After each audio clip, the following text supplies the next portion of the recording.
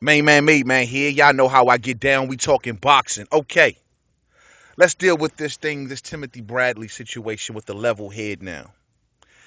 It seems as if the questions are now circulating that should Timothy Bradley retire? What is wrong with Timothy Bradley? Some people even going as far to say he's a done fighter, he's a shot fighter, he's a shit fighter. You people are so fickle, it doesn't make any sense, first and foremost.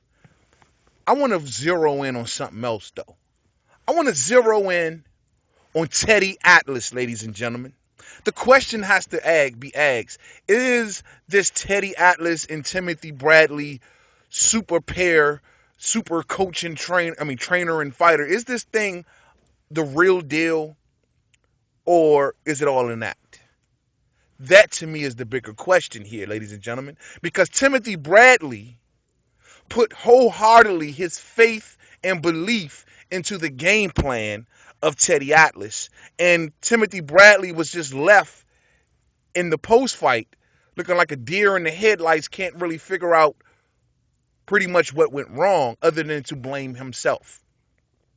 He is not even mentioning bringing Teddy Atlas game plan or what was discussed between him and Teddy Atlas as the reason why he lost.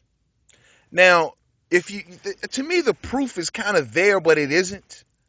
I mean, if you look at the overall picture, all right, Timothy Bradley fought Manny Pacquiao in the first two fights much better than he fought him in the third fight. Okay, in my opinion, with the exception in the second fight when he made the pivot to fighting, trying to knock out Manny Pacquiao, was just totally off. But we all know Joel Diaz didn't stand behind that. That was nothing that was made up between Timothy Bradley and Joel Diaz, his former trainer. So he looked better in those two fights, okay, than he did in the third fight. And then you say, okay, well, Brandon Rios goes down for the first time in his career. Timothy Bradley looks phenomenal against Brandon Rios. And then you think deeper and you say, well, Brandon Rios had issues. He couldn't get off the couch. He had bad weight issues. He killed himself to make weight, ballooned up overnight, totally bad shape. Brandon Rios is a punching bag. He's a guy that stands right in front of you, no head movement whatsoever. So he was kind of put right there for the taking, if you will. He went down, but under the circumstances, most people are saying because of his weight gain. So basically, the way a lot of people describe it is if anyone, including Timothy Bradley, possibly would have knocked out Brandon Rios that night because it was a bad version of Brandon of already a C plus to maybe B minus, maybe level fighter. So some say maybe that was just a fluke. I sit back and I say to myself, what Teddy Atlas, the guy who trashed Manny Pacquiao for quite some time, let us not forget that shit, on ESPN Friday Night Fights, ladies and gentlemen. He trashes one of the best fighters of this era, try to tarnish the name of Manny Pacquiao, accusing him, saying without saying that Manny Pacquiao was a drug cheat, saying without saying how he agreed with the Mayweather camp totally wholeheartedly. Him and Paulie Malignaggi, they'll have been the two most prominent commentators that have literally publicly talked major shit about Manny Pacquiao, made major accusations about Manny Pacquiao. So you would think, with all of the shit that Teddy Atlas has to say bad about Manny Pacquiao, why couldn't the guy come up with the proper game plan? That is the question. Don't sit back. Okay, yeah, of course Timothy Bradley takes some of the blame for this defeat. But Timothy Bradley was a fucking robot in this particular fight, ladies and gentlemen. Meaning that he was strictly taking orders from Atlas, tunnel vision. He truly believed in his heart that Teddy Atlas would give him the proper game plan to defeat Manny Pacquiao.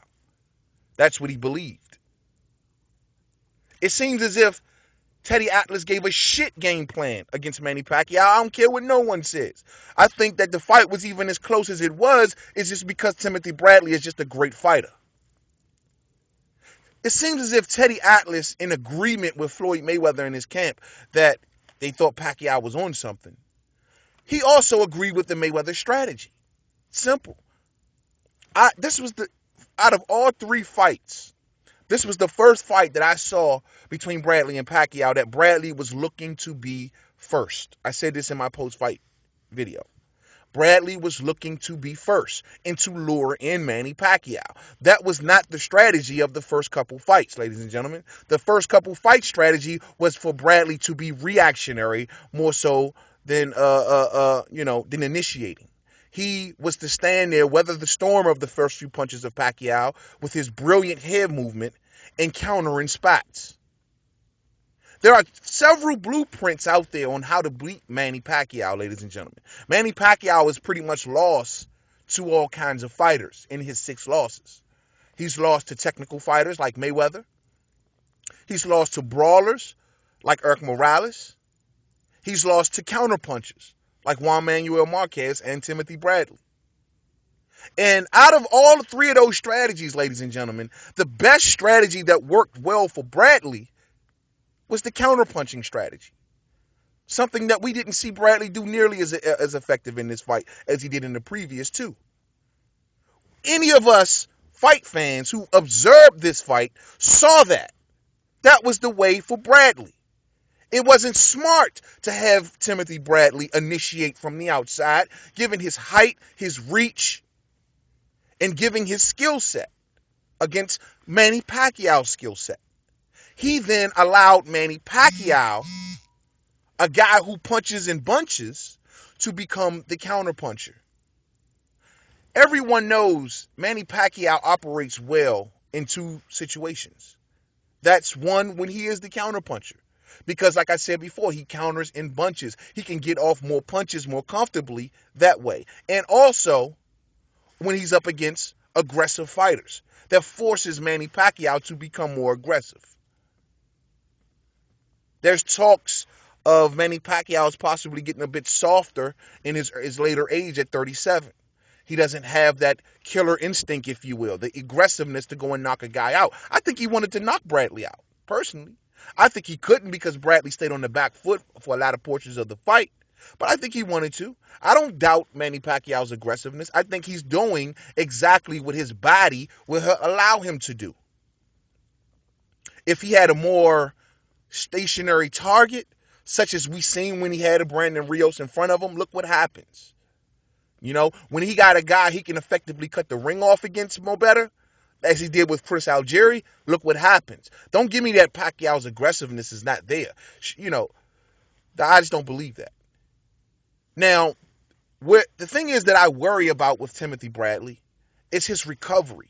Every time Bradley gets hurt, he fights hurt for so many rounds. He doesn't recover quickly. That's always been one thing of Bradley that I thought could never wrap my head around. But that's Timothy Bradley. Maybe too many fights, maybe too many punches to the head. I don't know. But that's Timothy Bradley. I hope he improves that. I hope that gets better. But him at 32 years of age, man, goddamn.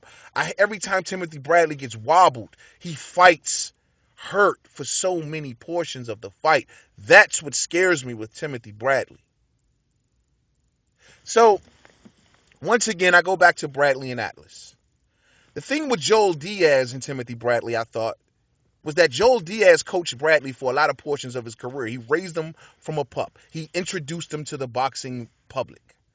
And Joel Diaz knew the limitations of Timothy Bradley, at least we thought, until Timothy Bradley accused him of overworking him and getting him in shape. But he knows the limitations. He knows the pros, the cons of Timothy Bradley. He has so much history with him. Teddy Atlas is still learning on the job. He's still learning. Now, I'm fully aware of Teddy Atlas's history. His history with coming from Cus D'Amato's gym and working with Mike Tyson and working with Michael Moore. But at one point or another, the fighter usually disagrees with Atlas, ladies and gentlemen. I want you guys to keep that in mind. There's always disagreements between Atlas and his fighter. It's happened numerous times in the past with his past fighters. I don't know if that will happen between him and Timothy Bradley. Timothy Bradley has to be thinking to himself, is it a smart move right now to dismiss Teddy Atlas? No, it's not. And I don't think the pressure will pressure him into it. And long as Timothy Bradley is a believer, he will continue to fight with Atlas.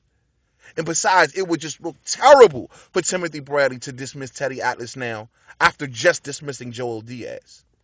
Should Timothy Bradley go back to Joel Diaz? I don't know, ladies and gentlemen.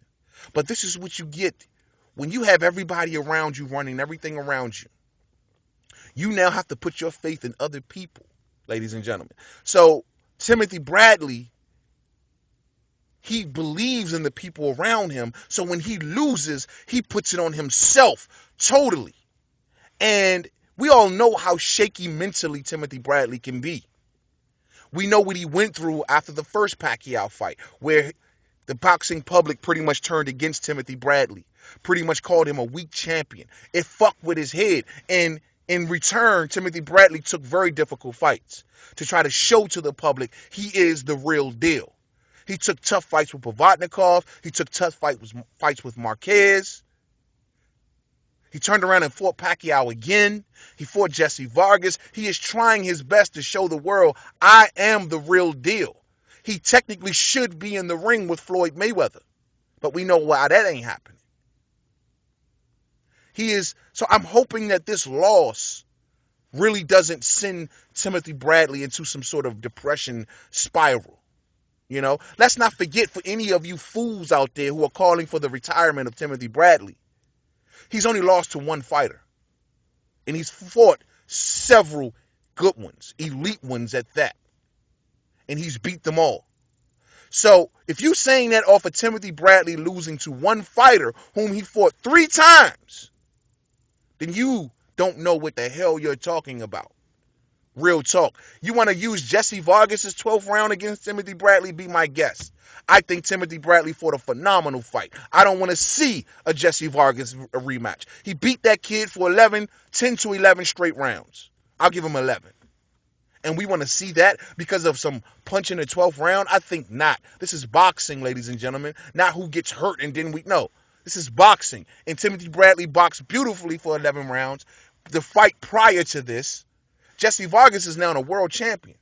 Timothy Bradley made him look like a world chump. And you want to call for the retirement of Timothy Bradley. So if that is you, just go and shoot yourself. 80 to 90% of fans gave this fight for Timothy Bradley. Called this fight for Timothy Bradley. So if you called this fight for Timothy Bradley in any way, in any shape, form, or fashion, and then turn around after he loses and says he need to hang him up, just go somewhere. Just go somewhere and sit the fuck down. Simple and Simon. The question should be, is the thing between Teddy Atlas and Timothy Bradley the real deal?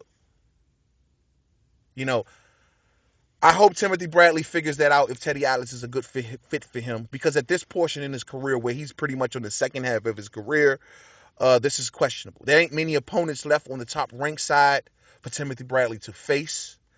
Some people are going to say he should see Jesse Vargas. There's talks of Kell Brook. There's even talks of him going up to 54, which I think is the personal smartest decision for Timothy Bradley. But given his length, his height, that's going to be a tough task for him. But looking at the body mass of Timothy Bradley, he's a big kid. He's a big boy. He needs to think about going to 54. There ain't much left for him at 47 to achieve within his reach. Outside of a Marquez fight, outside of a Vargas rematch, maybe Kell Brook, if they can work that out. Don't know if Bradley wants to jump right into that fight. Don't see another Pacquiao fight on the horizon. Don't know where Bradley can go from here at 47, ladies and gentlemen. I truly don't. Don't even know much where Pacquiao can go at 47 at this point. So it's going to be interesting to see. But I'm telling you, man, I don't know if this is the real deal. I do know that Teddy Atlas motivates Timothy Bradley. He gets into the head of Timothy Bradley, and Timothy Bradley listens. So the question is the message coming from the right messenger, I guess you could say. I don't know. What do you guys think? Put it in the comment section. Until the next video, Main Man, Made Man. Don't forget to subscribe. Twitter, Made Man 511. Facebook, Main Man, Made Man Boxing Forum. It's a good question to ask, ladies and gentlemen. Right now, is this the real deal? Because I don't know. I mean, I'm expecting for Atlas he's still learning on the job. I'm expecting for him to go through more, ups and downs with Bradley before they can reach a stable across the line, across the board relationship. You know what I'm saying? So, in my opinion, give it more time. But how do you guys feel about it? Is it the right pair? Let me know. Peace out.